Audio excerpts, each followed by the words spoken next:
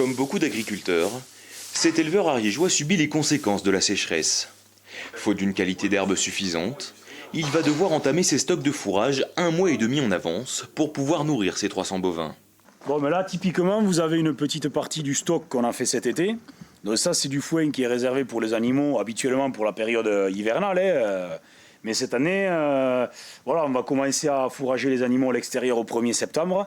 Et du coup, ce stock, il ne va pas être suffisant.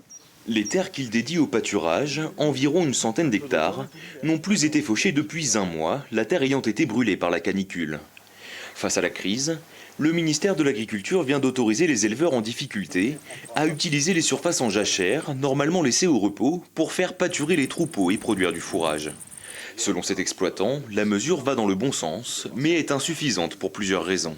Déjà, nous, ici en Ariège, aujourd'hui, on a beaucoup d'élevage. Donc, en face de ça, il y a très peu de surface à jachère. Donc, ça ne va pas nous amener grandes ressources, j'allais dire. L'autorisation, elle tombe un peu tard. Elle tombe un peu tard parce que déjà, la parcelle, elle est, comme toutes les autres parcelles, souvent grillée par le soleil. Et une parcelle qui n'a toujours pas été exploitée au 13 août, mais la qualité, elle est plus que médiocre. La situation pourrait devenir critique pour les éleveurs n'ayant pas les finances pour acheter le fourrage manquant, à moins que le gouvernement ne décide de reconnaître l'état de calamité agricole et de débloquer des aides en conséquence.